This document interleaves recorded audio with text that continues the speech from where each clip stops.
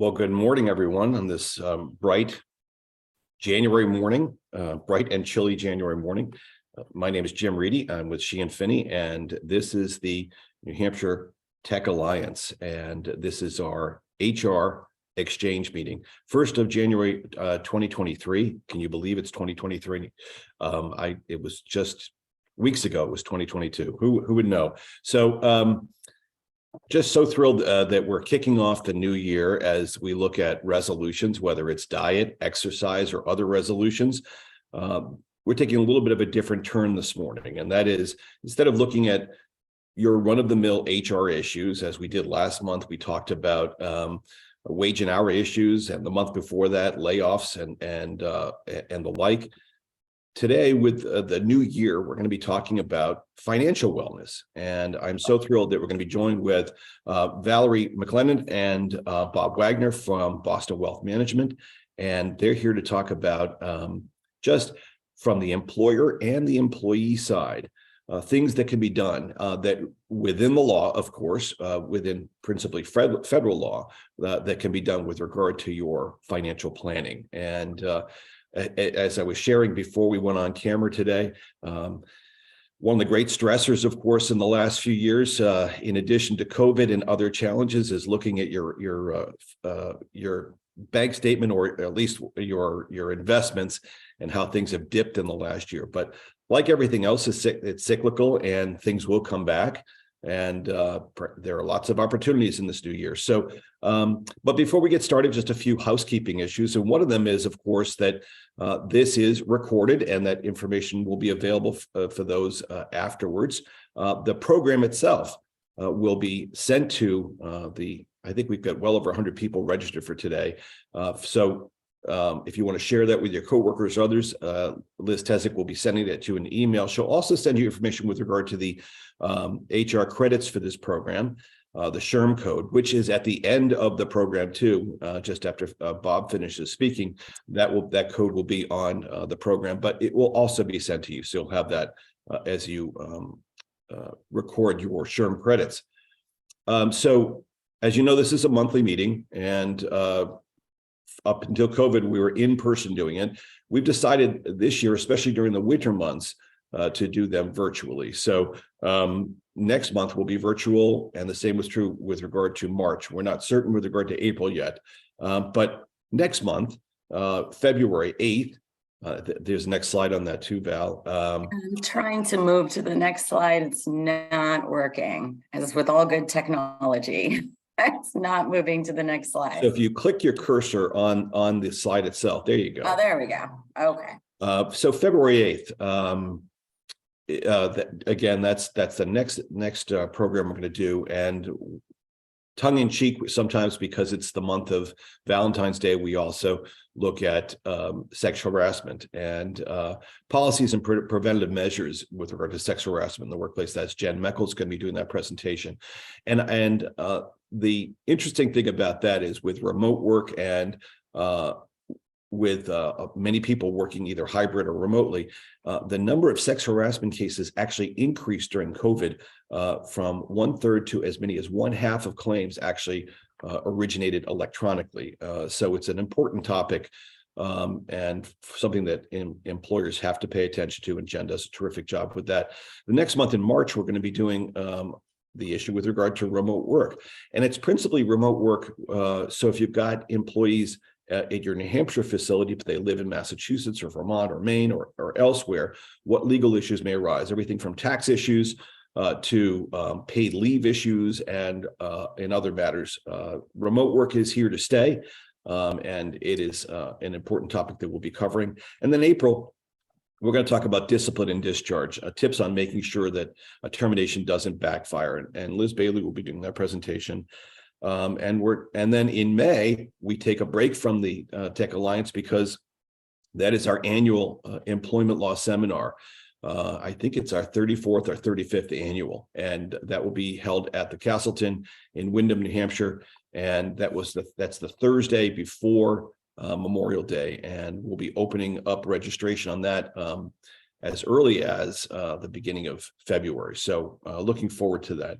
In the meantime, back to our important topic, and that is, again, the good folks from Boston Wealth Management are here with us today. I've got Valerie McLennan, who's got over 20 years experience in the industry, and she's been part of many podcasts and in fact, recently spoke at a Mara event, talking with employers about their qualified plans and how they can best use those given the tools that the IRS makes available to employers. And then followed by her partner, senior partner in the organization, Dan Wagner, who's going to talk about, who has also 30 years experience in the field, and is going to be talking about things on the employee side, the individual side, things that can be done as you manage your finances in this hopefully post-pandemic world and improving economy.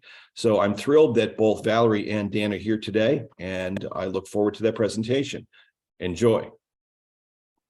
Great. Thank you so much for that, Jim. And thank you everyone for tuning in today for this discussion. To give you a little bit of background about myself, I am now a financial advisor that only works on employer-sponsored 401k and 403b plans. Prior to becoming a financial advisor, I specialized for 24 years in the IRS and ERISA laws that govern qualified plans. And in that time, I worked very closely with CEOs, CFOs, and HR professionals. And my God, it is apparent that those folks are not nearly supported or guided enough through all the moving parts that come along with sponsoring a plan. So my goal is to change that. Presenting with me today is Dan Wagner. He's one of the senior partners at Boston Wealth Strategies. He has me beat. He has over 30 years of experience in financial services as he kind of really works to ensure that fiduciary standards are consistently met while while the employer is able to provide a good outcome for employees and employers and employees. So this presentation is going to be divided up into two segments.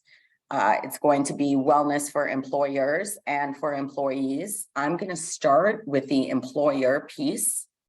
We're going to talk about the very recently passed Secure Act 2.0 and two major highlights that I think are going to bring wellness for employers.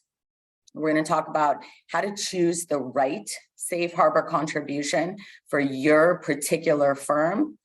And then finally, we'll talk about tools that actually make it easy for an employer to sponsor a plan.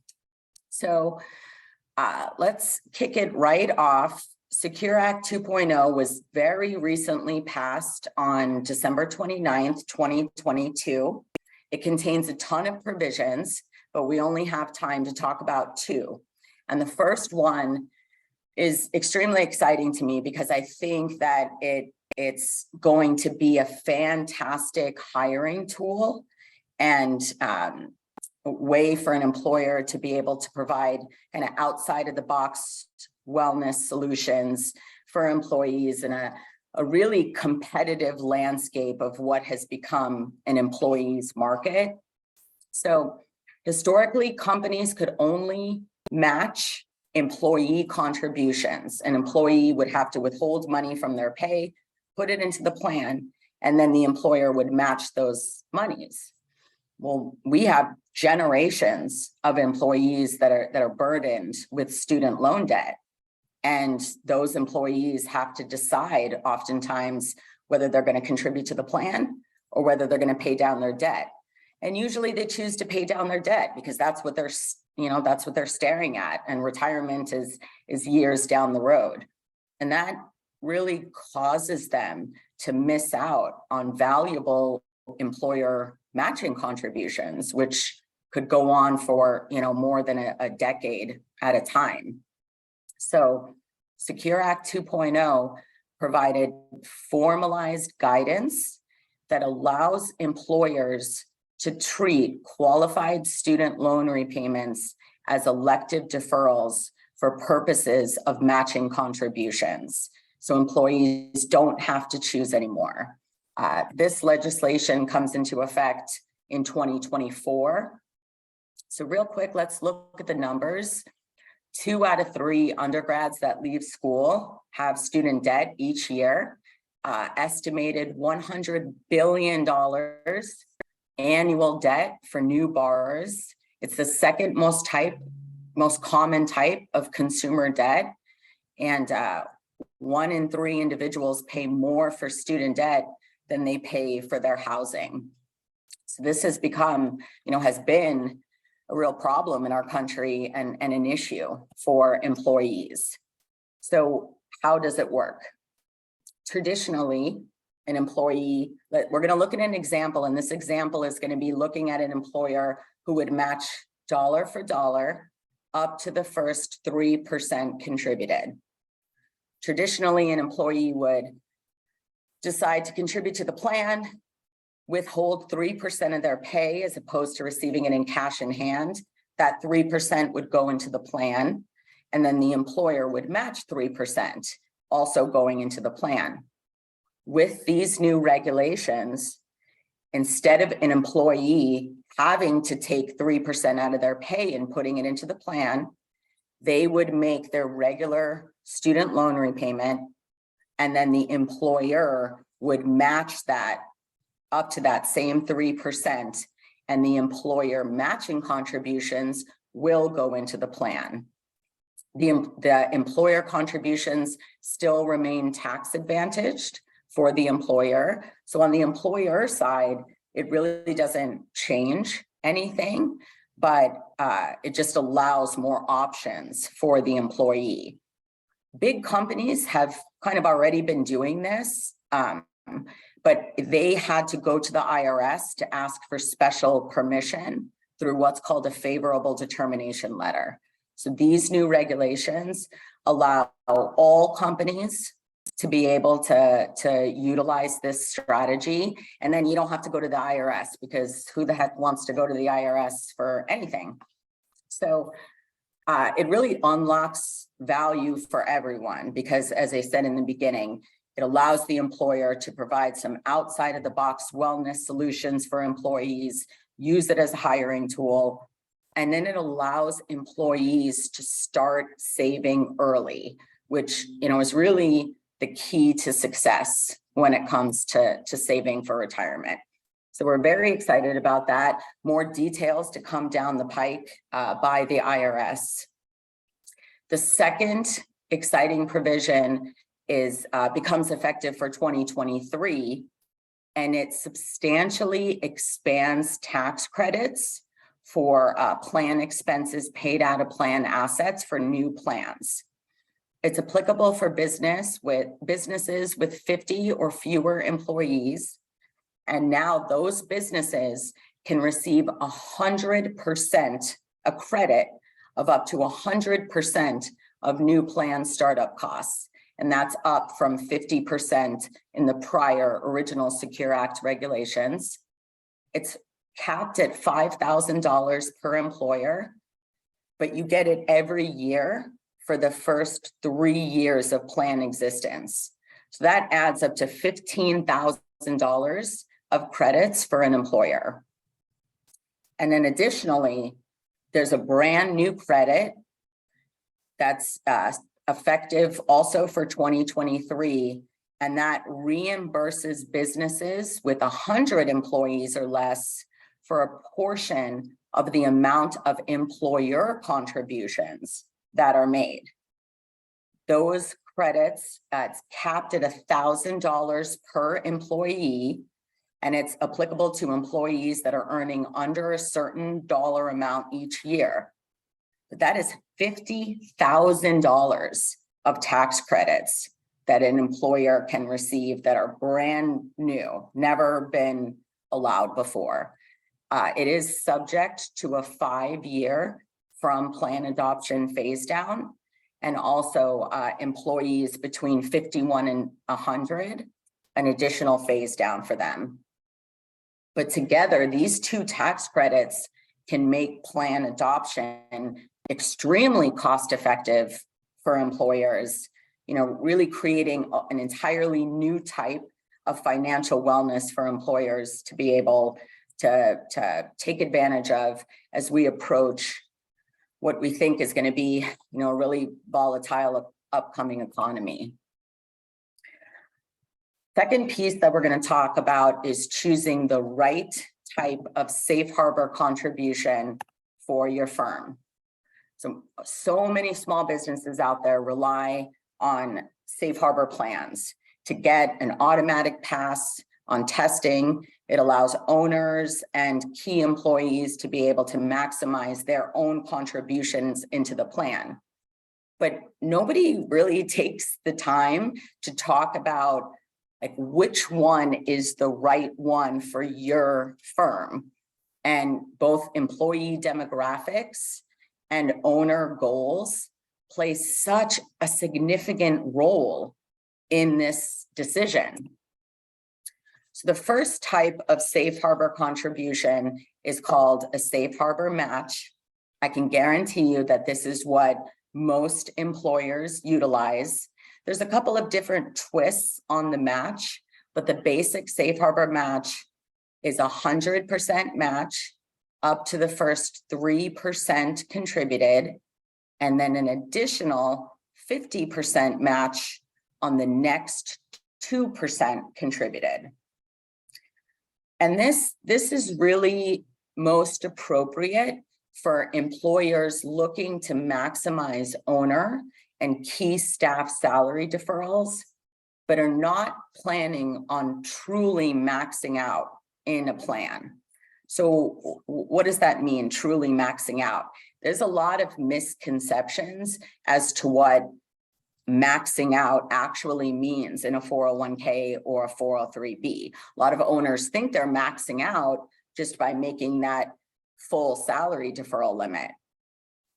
For 2023, the total dollar amount that any one person can receive in a qualified plan is $66,000 if they're under age 50. And that's comprised of $22,500 of employee contributions and $43,500 in deductible employer contributions. That's if you're under age 50. Now I'm really going to blow your mind, because if you're age 50 or older, that amount goes to $73,500 on an individual basis that any one person can receive in a qualified plan. So employers who want to just maximize their salary deferrals, but are not looking to get up to that high limit, would choose a match. Owners that want to get up to that high limit, they're not going to get there with just a matching contribution. They need to utilize contributions known as profit sharing contributions. So an owner wants to get up to $66,000, they would have to make profit sharing contributions to get them up that high. So owners that are not looking to get up to that high level, a safe harbor match is very appropriate for them. It's also appropriate for younger owners, owners with limited eligible income, and owners who want employees to have, a little bit of a skin in the game. The other type of safe harbor contribution is known as a 3% non-elective contribution. This is a 3% of pay to all eligible employees, regardless of if an employee is actively contributing from their plan or from their pay or not. In the match example that we just gave, the safe harbor match, an employee has to be putting their own money into the plan in order to receive any employer contributions. In a 3% non-elective, that employer contribution goes to anybody that's eligible to contribute, regardless if they're actually contributing or not. So you think, okay, well, why would I choose that type of contribution? Well, remember how we spoke about the employer that wants to truly max out. at either 66,000 or 73,500. Maybe they're paying a tax bill to the government at the end of the year, which most of us do. Maybe they're trying to catch up for retirement. So they're really trying to look to get to that higher level. An owner has to make profit sharing, or a firm has to make profit sharing contributions to get owners and key employees up to that $66,000 level. Safe harbor matching contributions do not help you satisfy profit sharing contributions. But Safe Harbor 3% non-elective do help you satisfy those profit sharing contributions. So if an owner is trying to get to that $66,000 limit, they have to make profit sharing. So why not use a safe harbor that's going to help you get there? Essentially, a 3% safe harbor contribution is working double duty for those owners. It's going to allow owners and key employees to max out in employee deferrals, and it's going to be used to help you satisfy profit sharing contributions. And I want to point out that profit sharing is always discretionary. So just because an employer commits to making the 3% non-elective, that by no means commits them to doing a profit sharing in any year. It's totally discretionary from year to year. That can be a decision that's made every year. Another benefit of the 3% safe harbor is if owners and key personnel are older than most of the staff. Let's say they have about 10 years or more in about 3/4 of their staff, they can generally receive 6% in profit sharing contributions without any additional profit sharing going to the staff. So what that translates to is a 3% contribution for the staff and a 9% contribution for the owners. That provides an extra $19,800 per owner each year of a deductible employer contribution. Even employer contributions that are going to owners are still 100% deductible on your business return. So, it really can be used as a tool for employers, not only to provide a fantastic benefit to their employees, give them an employer contribution that they don't have to contribute to the plan in order to receive, but also allows them to max out in salary deferrals, allows them to get additional profit sharing. That's why I say demographics play an important role, because older owners and owners with higher eligible income that want to get to that $66,000 level, it creates a very good demographic, very good environment for that employer to be able to get to that high level. I know that this can be kind of a complex topic, so I encourage questions to come through the Q&A, and I can kind of touch upon those questions. But again, Safe Harbor Match, appropriate for younger owners, limited income, owners who are just looking to get to the $22,500.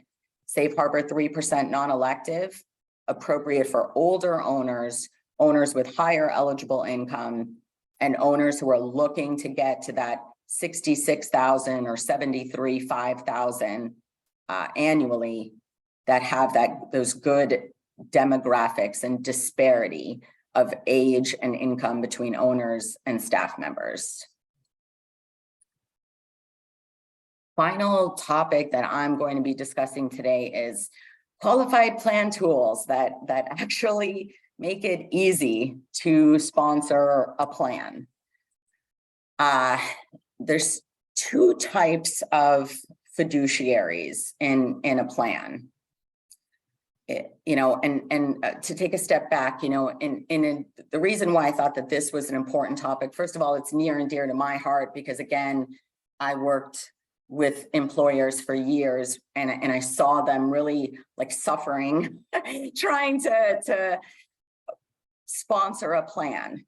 And so in addition to financial wellness, there's also mental wellness that exists for people. So if you are the lucky person in your company that wins the prize to work on your employer's 401k and 403b plan, you understand all the requirements that are associated with sponsoring a plan, and it can really be very difficult for folks. So let's talk about kind of some of the tools to make it easy. A fiduciary is someone who has a legal duty to make sure certain requirements are met and to put others' best interest ahead of their own. There's two types of fiduciaries in a qualified plan.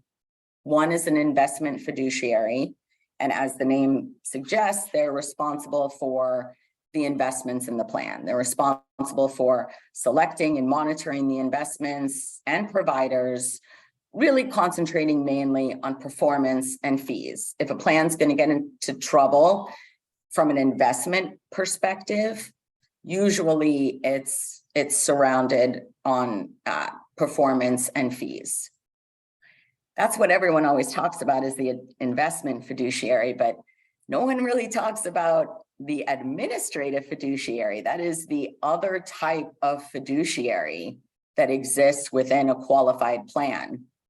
And just as with an investment fiduciary, the DOL also requires that certain administrative requirements are legally met. So this slide shows everything, not even everything, because I have et cetera at the bottom. This slide shows just some of the pieces involved in administrative duties. Those that are listed in green have been identified by the IRS as the top 10 that employers get dinged on audit. And I'm not talking about an IRS audit. I'm talking about you have over 120 employees. So now you have a CPA audit that exists every year. So oftentimes the CPA auditor comes in and finds that errors were made in some of these areas. So how can you get help? 316 refers to the section of the IRS code that lays out all of the legal administrative fiduciary duties. And 316 fiduciary services is the outsourcing of some, or in some cases most, or in some cases basically all of the administrative duties that I showed on the prior slide. It's the best tool that I've seen in the last 25 years to help make it easier for an employer to sponsor a plan. It's certainly not a new term. It's been around over 10 years, but it's really important to drill down on exactly what is included from your particular provider, because the term 316 is used very broadly in the industry, and the services provided can vary wildly between different providers. In my opinion, payroll scrubbing, that happens in real time. That's like the checking of the data integrity, the checking of the data that happens at the payroll level. That is the most valuable service that is offered in 316. It prevents costly errors because 9 out of 10 errors that occur in qualified plans are administrative errors. They're not investment errors. And most of those administrative errors occur at the payroll level. So if you can stop those errors from occurring when they happen or before, that's the best way to prevent an employer from having to fix those errors, use both their time and money to fix those errors. So it's really important to ask your provider when they say, oh yeah, we do 316. Does that include payroll scrubbing? What's the level of payroll scrubbing, and is that occurring in real time? So how much does this cost?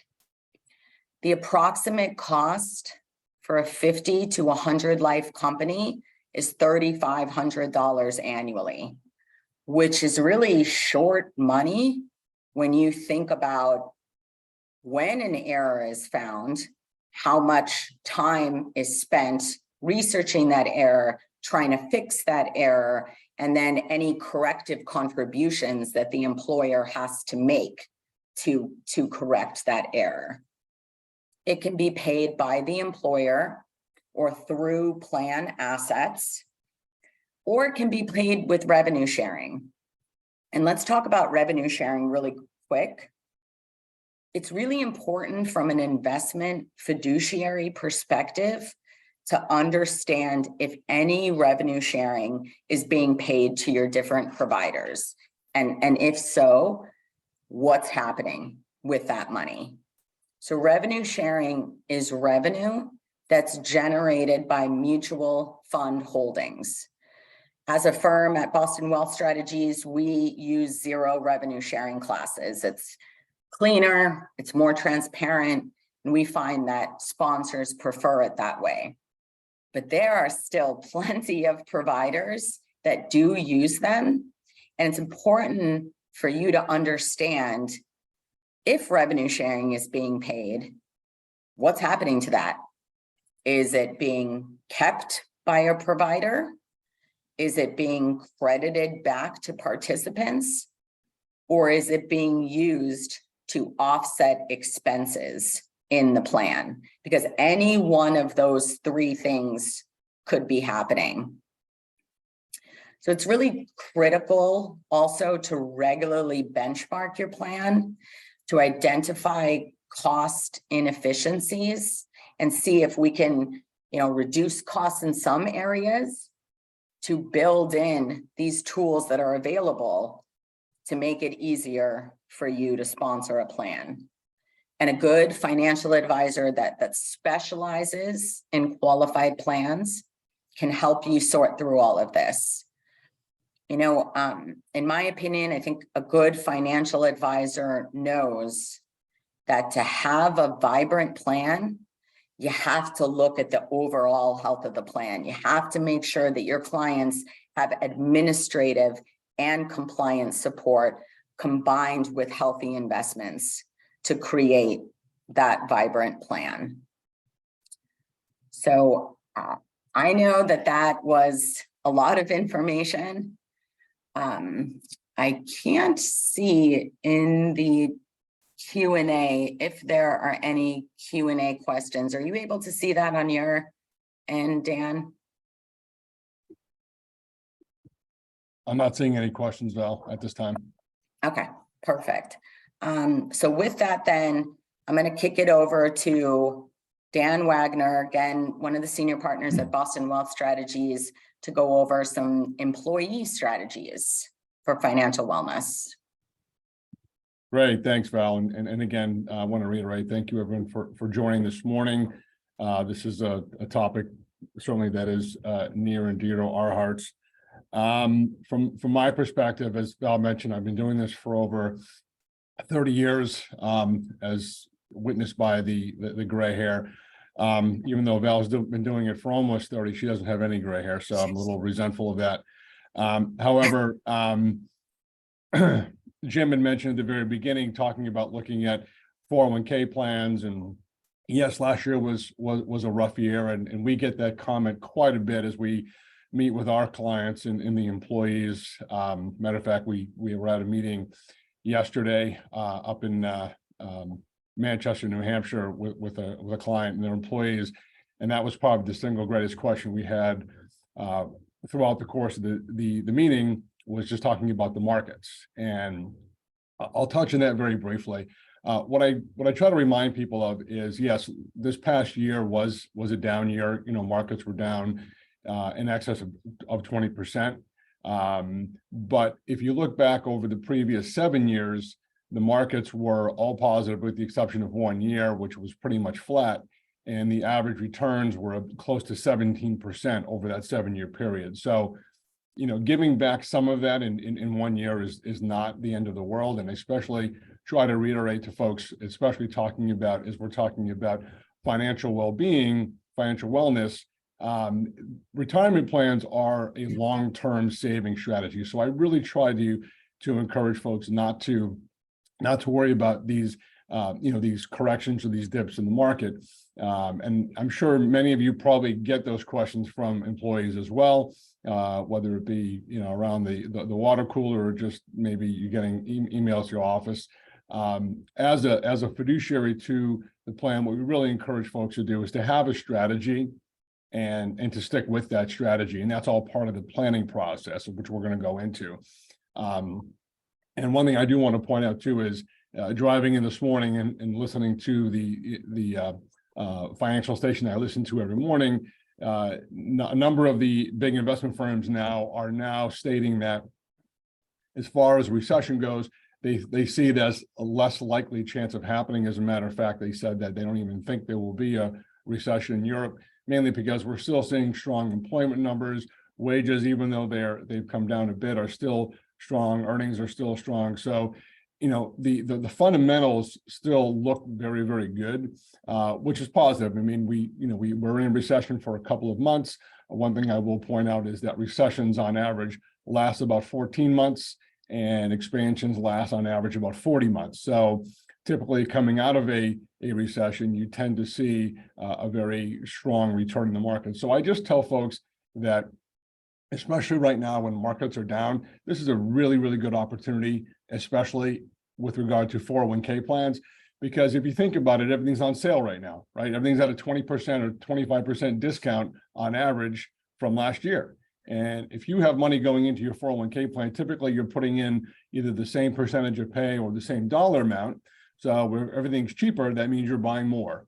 And when the markets do eventually recover, you will absolutely benefit from that. So I always tell folks, embrace these dips in the market, because this is a good opportunity to really enhance your long-term retirement savings. There we go. All right.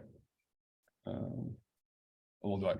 So in talking about financial wellness in terms of savings, one of the big questions we get is, how much should I be putting away for my retirement? What's my number? That was a big thing about 5-10 years ago, is what's your number? And obviously everyone's situation is different. But the general rule of thumb in our business is that you would typically need on average between 75 to 85% of your pre-retirement income to live on every year in retirement without having to adjust your lifestyle. So in very simple terms, if your household income is $100,000 a year, you're going to need on average around $75,000, $80,000 a year to live on in retirement every year. And the great thing is on a lot of the different record keeper sites that you may be using, whether it be a Fidelity or a John Hancock or whoever you may use, even if you go out and do a Google search, you can find some very, very good tools out there that will help you determine what it is that you need to be putting away and what you expect to have in retirement and what that gap will be. And I strongly encourage folks as a financial wellness tool to utilize that at the very beginning, so they have an idea of that they're putting away an appropriate amount, or they're not playing catch up as time goes on. As we talk about in the workforce, right? What are some of the big concerns that I touched on a few of those, but as we're thinking about wellness, right? This is actually some pretty concerning numbers. Nearly 70% of Americans have less than $1,000 in a savings account, and that's really shocking. One of the things that Val mentioned earlier in her presentation was around the new Secure Act 2.0. In addition to the college loan provision that they're including, which I think is absolutely fantastic. We've been talking about that for a number of years. I think that's terrific. One of the other things they put in there is having an emergency savings account that folks can have money coming out of their paycheck on an after-tax basis, and it goes into an emergency savings account, and that way they can pull money out should they need to. It's going to max out at $2,500, but instead of maybe taking out a loan, or maybe if your plan doesn't provide for loans, they may not qualify for a hardship withdrawal, but then they could take money out of their emergency savings account. So that's also very, very important too. And we plan on stressing that as Secure 2.0 gets rolled out in greater format later this year. So 2 out of 3 workers are confident they're going to have enough for retirement. There are only 23% are very confident, and actually only 42% have actually tried to calculate what they're going to need in retirement. And that goes back to my earlier point about I really encourage folks to use these tools early on so they can really determine what they're going to need, because many times it's a little bit too late. It can be daunting. They get a little intimidated by the number. Oh my God, I can never save that much. And we try to work with folks to help them develop strategies to help them get there. Things like, if your plan doesn't have an automatic increase feature, that might be something you want to consider, or they can bump up their contributions 1% every year till they get to a certain dollar amount. It's a lot less painful increasing your contributions by 1% or 2% a year than having to try to come up with 5 or 6% a year to get to where you need to be. 8 in 10 workers expect to work for pay in retirement. Only 3 do. I think those numbers are starting to increase a bit more. We're seeing that as people are working longer. Obviously, the healthcare system in this country has made some significant improvements to allow folks to work longer, live longer. So we are definitely seeing more of that. And then 59% of workers say preparing for retirement makes them feel stressed. And as folks in the HR space or employers, you don't want your folks stressing about their financials when they're at work, because obviously that brings down productivity. And obviously the whole point is we want folks to have the tools and to have the resources and be educated on how they can improve their financial situation and not have to worry about it at work. So in terms of, we talked about that 75 to 85% of replacement income in retirement, where does that typically come from? Now, these are just averages. Obviously depends on folks' income, but roughly about 1/3 of that is going to come from Social Security. I will tell you, every time I do, every time I do an education meeting, I get, that's assuming Social Security will be around when I retire. Again, I hate to keep reinforcing this point, but I have been doing this for over 30 years. I've been hearing that same argument since I started doing this, that Social Security is going bankrupt. I can assure you that it is not going bankrupt. It would be the single most biggest political disaster that could ever happen if that were allowed to happen. These politicians will always find a way to fund Social Security. There may be some changes along the way, which we've already seen, things like extending the age out for when you can get full benefits, things along that line. But I feel quite confident that even over the next 30 years and longer, the Social Security will be around. So that being said, roughly 1/3 of it coming from Social Security. Where is the rest going to come from? Well, obviously it's going to come from what folks have earned if they're still working, or whatever savings they may have put aside in addition to their retirement account. If they have a pension from maybe a previous company that paid a pension, maybe your company is paying a pension. I know those are becoming dinosaurs, definitely things of the past. But if maybe they worked for a municipality or they were in the military, they may have a military pension as well, and of course personal savings. So obviously the whole point is when trying to calculate what they're going to need in retirement, more often than not, there is some sort of a gap between what they're going to need on a monthly or an annual basis versus what they currently have in their retirement. And we try to look at all sources. We want folks to consider all of that because it does come into play when they get to retirement. This is just kind of showing roughly what folks should be putting away based on their current household income. This is not on an individual basis, but we focus on household income and things that we factor in terms of, the model assumption in terms of where the money is going to be invested prior to retirement versus after retirement. And of course, that lovely inflation rate that we're dealing with. Everyone is aware that it has been significantly high for the last year. It has come down a bit and is continuing to come down, which is another reason why the recession fears are starting to abate a bit, just because the inflation is starting to come down because of higher interest rates. However, taking a look, we always encourage folks, listen, the sooner you can start putting money away for retirement, the better. If you have younger employees, you definitely want to encourage them to participate in your retirement plan if you have one. And we try to, my mantra is always save until it hurts. Because I will tell you, I have never had anyone say to me, dang it, I saved too much for retirement. Doesn't happen. I guarantee you that. I can't use the word guarantee very much in my business, but that one I can definitely say, I guarantee you, I've never heard anyone say that they've saved too much for retirement. So obviously, as you can see, I'll just use household income. I'm going to go to another page because this is, let's say the household income is $100,000. If the folks are younger, they should be saving about 10% of their pay. Our rule of thumb, you should be saving somewhere between 10 to 15% of your pay in order to have enough for retirement. And that's if you're starting younger, as you can see, if you're under 30. And one thing I want folks to keep in mind is that when we say that 10 to 15%, that does include any employer contributions that they may be receiving. Valerie touched on the safe harbor match earlier, whether that be, either the non-elective or the actual match, or if there's any kind of profit sharing contribution. I just want to emphasize that this percentage here does include the employer contribution as well. But as you can see, obviously, the longer folks wait, the more they have to put away of their income in order to have enough for retirement. And we want to try to avoid these folks that get to their mid 40s and they realize there's no way I can save 25% of my income for retirement, right? And so they just give up. They say there's just no way. Or that leads to the stress, that leads to the issues that we were talking about earlier. So we want to try to get to these folks sooner rather than later and have these conversations why it's important to save for retirement early, things along that line. And even if someone is, say they're in the they're 40 years old and they're now just starting to save and they're concerned about not having enough, we like to discuss with them some strategies that they can employ to help them get there. They may not get to where they actually need to be. They may have to make some adjustments in their lifestyle, especially when they get to retirement. But it's usually not as bad as they anticipate it's going to be. Just reiterating my case for why it makes sense to contribute sooner rather than later.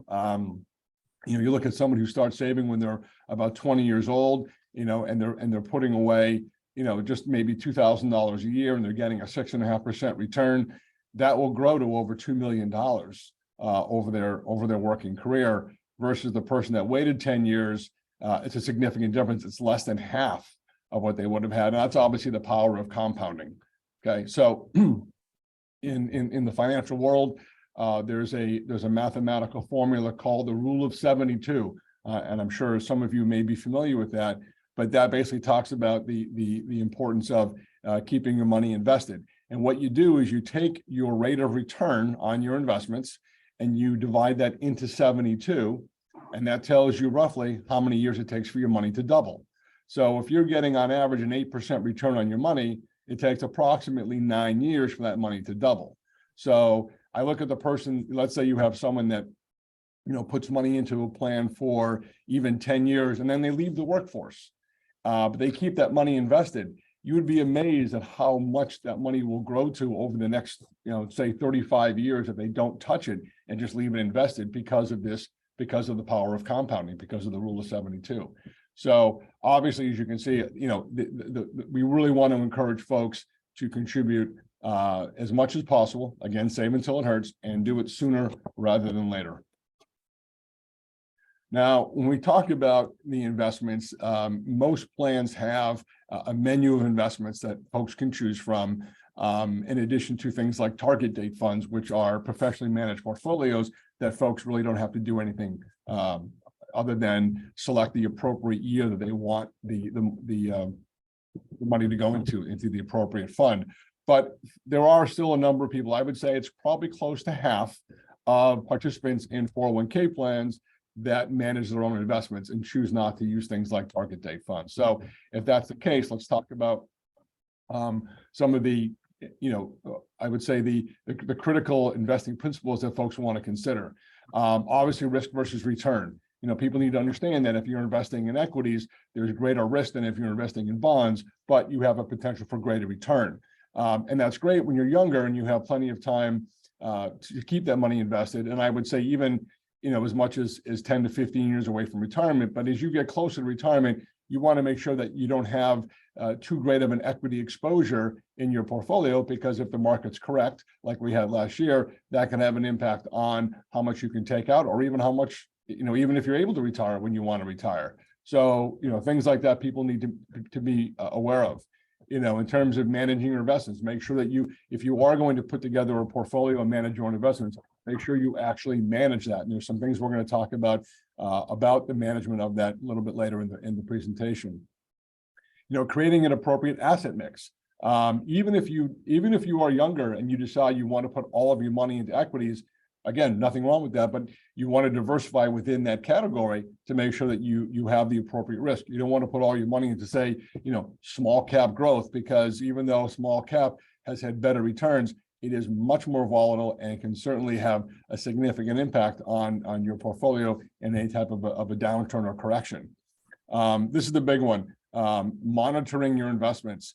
A lot of folks will just kind of do what we call set it and forget it, right? They'll create a portfolio, they put the money in, and they never touch it. Maybe they have a family member give them some advice. Maybe they are working with a financial advisor, or maybe they're just doing it on their own. But a lot of times they'll just create a portfolio and they'll put the money in, and they never look back. And that's not something that we would encourage. We want folks to at least keep an eye on their portfolio, at least on an annual basis, for things like rebalancing, things along that line.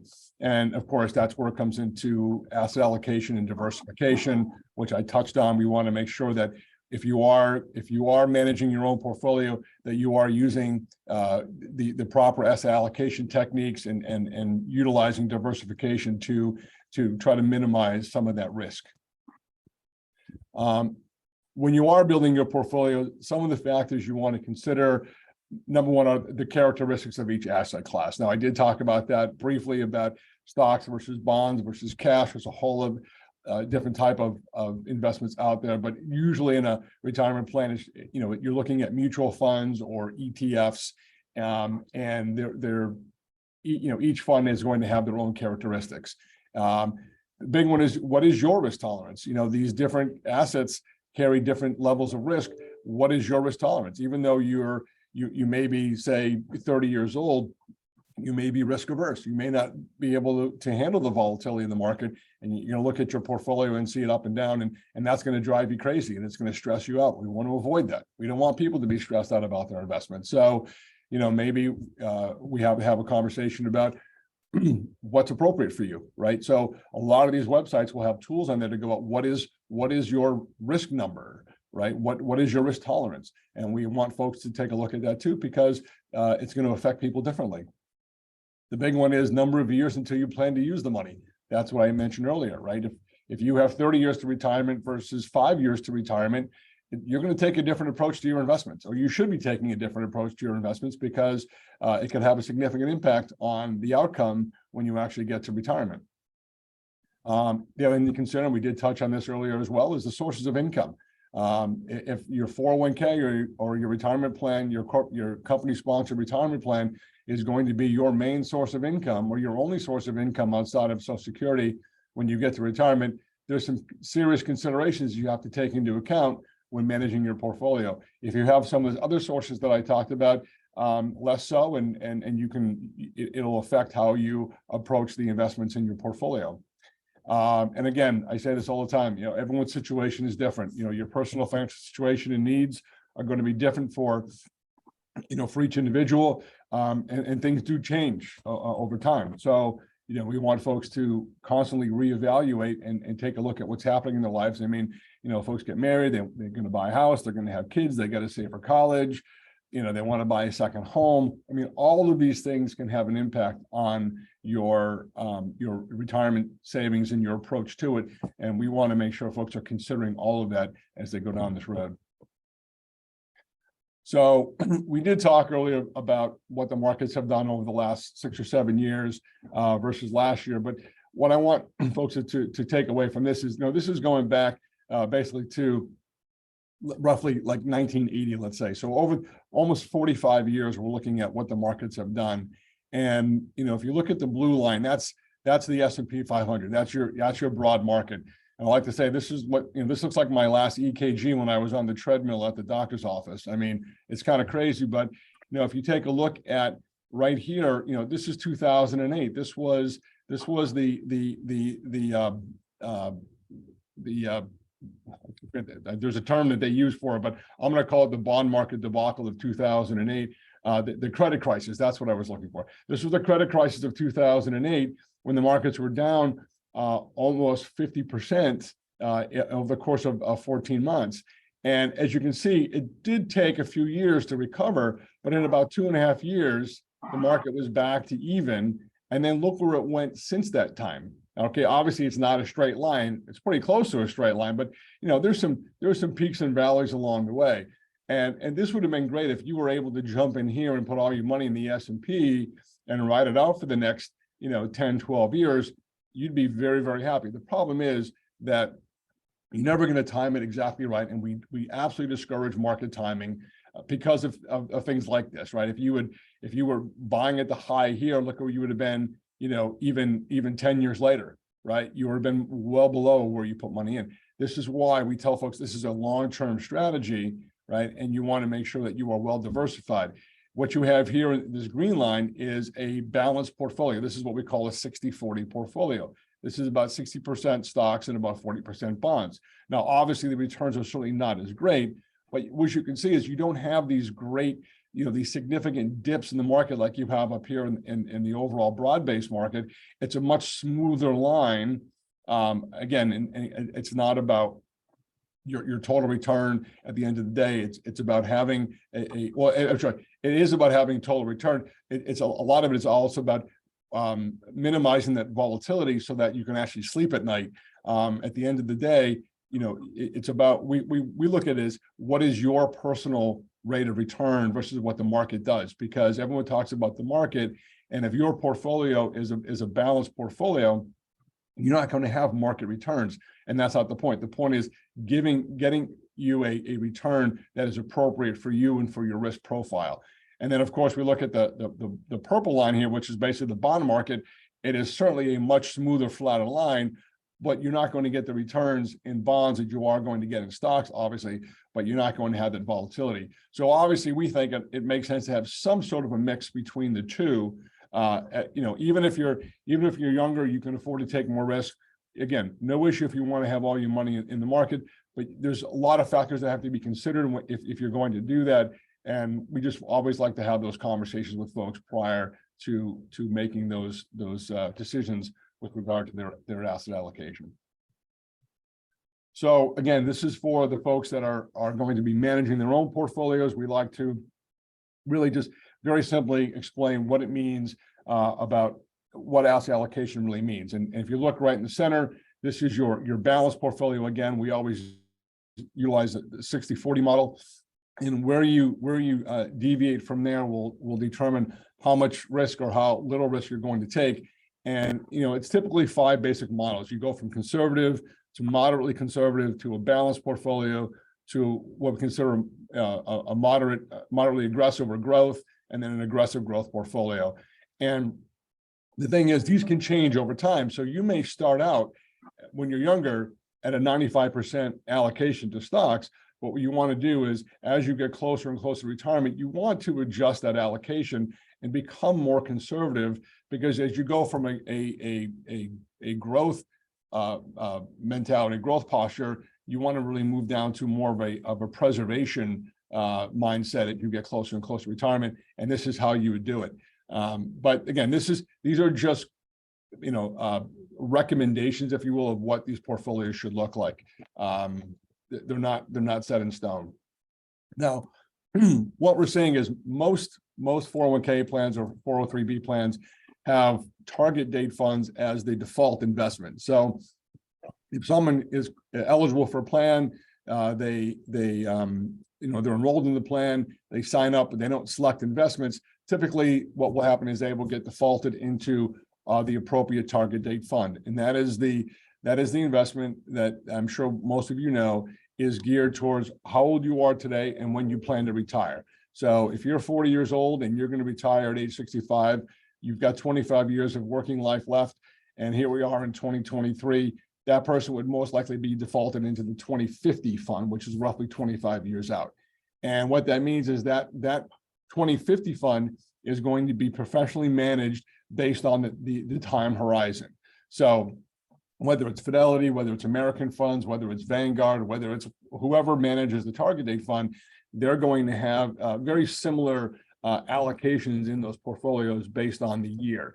And obviously, as you can see, somebody who's 40 years out from retirement, that's a long time, and they can afford to take more risk. And we want folks to maximize the returns. So you'll see most of those portfolios will probably somewhere around 90-10, 85-15 in terms of stocks versus bonds. And what happens is as they go through their working career and start getting closer to their retirement age, you'll see that allocation adjust. And the portfolio manager will start decreasing the exposure to stocks and increasing the exposure to bonds to start lowering the risk profile of that portfolio. And again, this is one of those set it and forget it models, because there's nothing that the employee has to do other than select the appropriate target date fund. It's a professionally managed portfolio, and it's geared so that when they actually get to retirement, it's an appropriate mix. Now, what I want to point out here is that at retirement, you still see it's probably about a 50-50 blend of stocks and bonds. And the reason being is it's that pesky inflation number that we talked about earlier. You have to keep up with inflation. Your money still has to grow at a reasonable rate, because if it doesn't, then you're going backwards, right? Then you're losing money. So you have to at least keep up with inflation. You're not going to do that through bonds, because the bonds are going to generate the income that you're going to start pulling out of your account at retirement. So you have to have some sort of a healthy mix there of stocks and bonds still, all the way. This is what they call managing through retirement. Okay. It used to be target date funds used to manage to retirement, and that was it. And then you'd go into a bond portfolio and live off the income.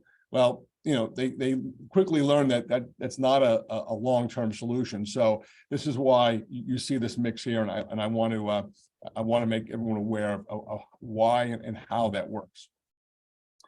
I talked about this earlier about dips in the market and why you want to embrace it. This is the concept of dollar cost averaging, right? So, let's say a year ago, the mutual fund you were buying was $10 a share, and you were putting in $150, so you were buying 15 shares. Well, now those shares have decreased in value. It's kind of an extreme example, but let's say it's half the cost. It's dropped 50%, right? Now you put in the same dollar amount in, but now you're buying 30 shares. You're buying twice as many shares. So when that market recovers, the value of your portfolio is going to increase that much faster and to a greater degree because you own more. It's just, it's just basic math. And then, of course, as the markets continue to increase and it gets more expensive, then you're certainly buying less. But over time, you're going to average out a greater number of shares because you're buying the dips as well as the run-ups in the market. And that's why we tell folks, you want to have a strategy, you want to stick to your strategy, right? You don't want to be day trading. You want to be taking your money out of the markets at the worst time, because that can have a significant impact on what the returns are on your money over time. Now, some of you may have plans that offer a Roth and a traditional option. We think it's great to have a Roth option. If your plan doesn't have a Roth option, we certainly think it's something you should look at, because if you take a look at where tax rates are and where they're going to be when you retire, I don't think anyone has that crystal ball and knows where those numbers are going to be. But if you think about putting money into a Roth, which is an after-tax contribution versus traditional, which is pre-tax, the big difference is there. In the traditional, your money grows tax deferred. It comes out of your paycheck. You don't pay any taxes. It goes into your account. It grows tax deferred. And then when you actually get to retirement and you start pulling that money out, the amount you take out gets added to your taxable income in that particular year. Okay. And there's this wonderful thing called a required minimum distribution.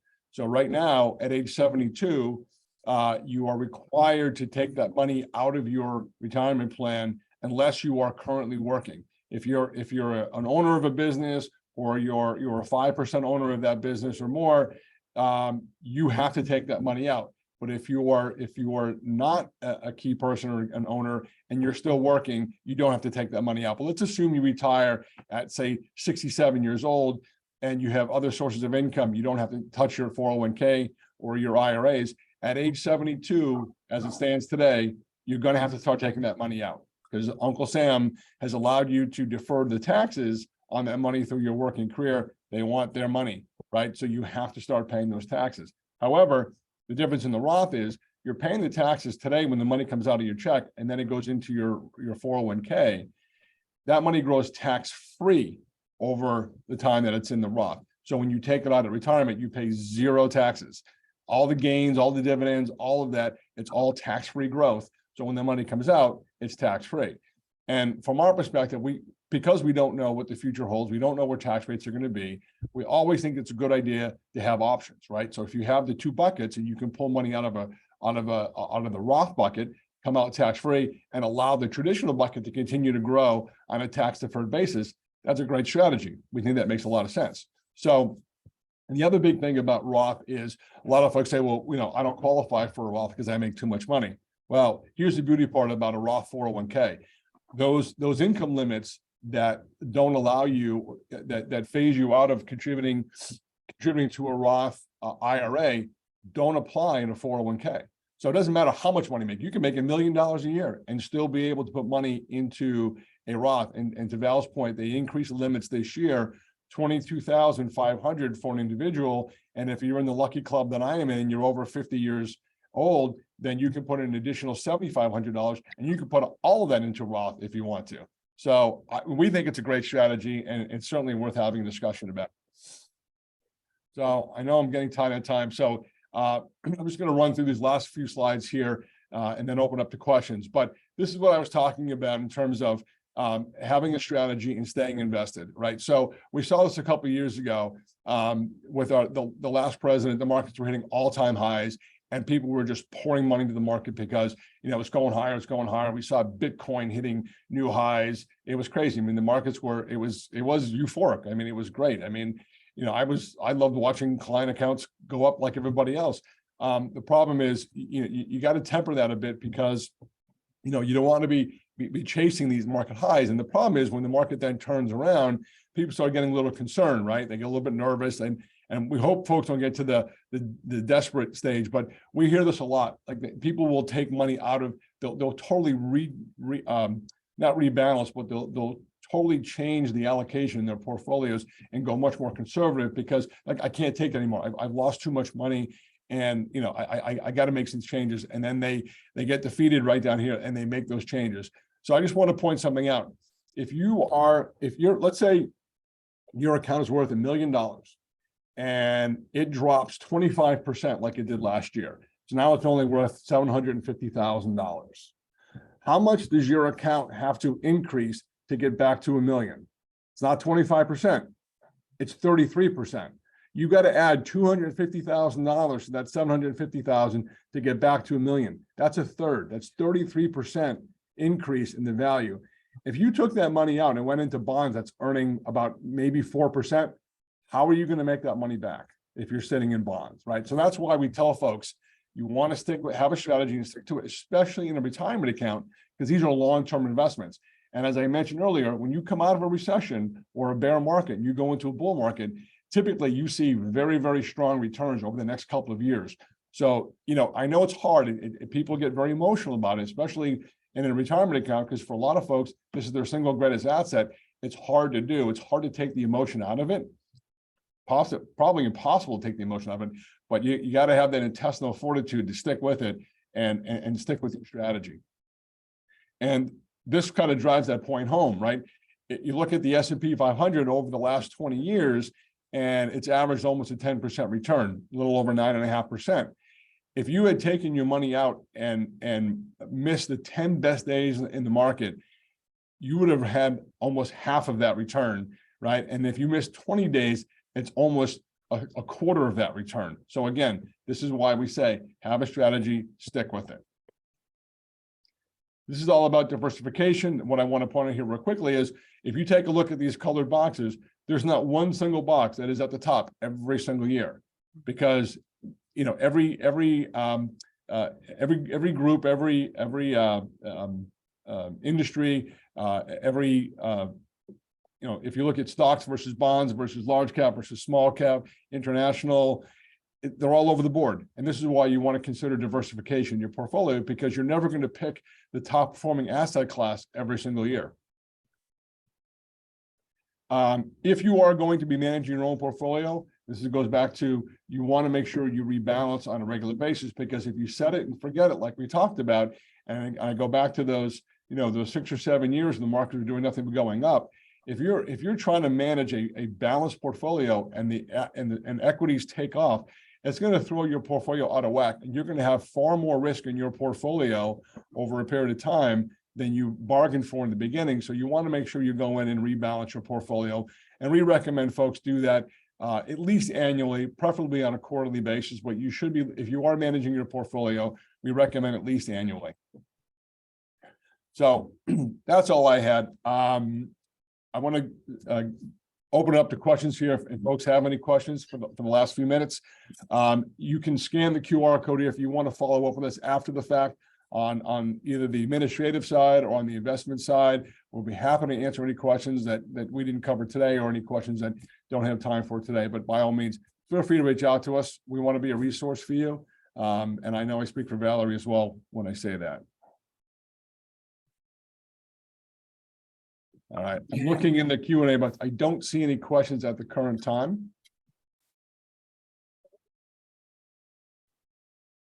So again, feel free to reach out to us at a later date if you think of anything afterwards, or if there's something you just weren't comfortable asking today.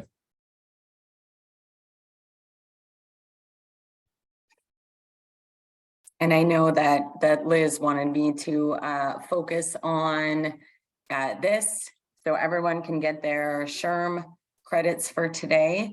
So here is where you can go. You just click on that link, enter class code 23- those numbers there, and you can go ahead and get your SHRM credits for today's webinar. Jim, I think with that, I'll hand it back over to you to close out. Great, thanks so much. It was a terrific program, really helpful. And I think we talked about the stressors of the market and what's going on, and the importance of paying attention. I think, you know, when I go to the doctor, I don't look down at the scale because I don't want to know. And similarly, well, you know, you don't want to look at your retirement account or your investments, but it's critical that you do that. And I think that that's great advice. What was there was a clothier in Massachusetts years ago that said that an educated consumer is our best customer. And I think that that is certainly true. And I appreciate both you, Dan, and Valerie, for being a part of this today.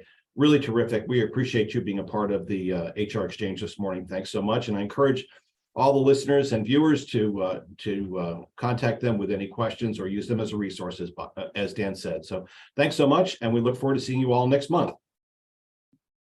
Thank you again. Thanks, everyone.